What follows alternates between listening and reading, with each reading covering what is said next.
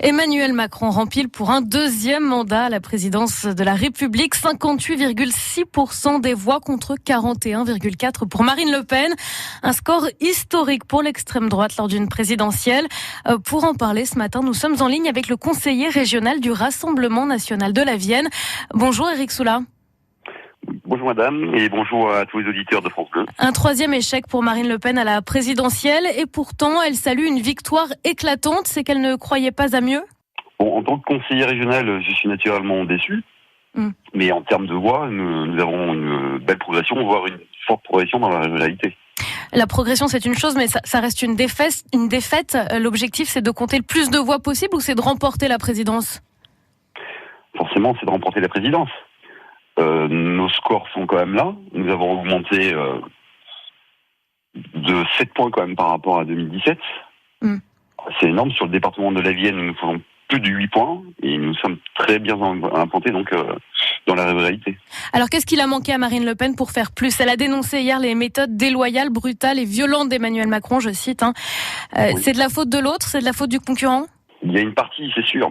Il faut aussi prendre en compte l'abstention. Il y a quand même 26% d'abstention. Ça représente quand même plus de 13 millions d'électeurs aussi. Donc il faut travailler aussi sur ce point. C'est-à-dire que ceux qui sont en colère ont préféré ne pas aller voter plutôt que d'aller voter pour Marine Le Pen.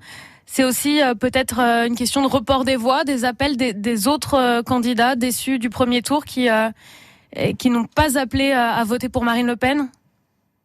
Oui, je pense qu'il y a une partie aussi de ces électeurs qui étaient mécontents et qui ne veulent même plus, qui ne croient plus en la politique et qui ne veulent plus se déplacer pour voter. Ou alors qui malgré leur mécontentement, n'iront pas jusqu'à voter pour Marine Le Pen.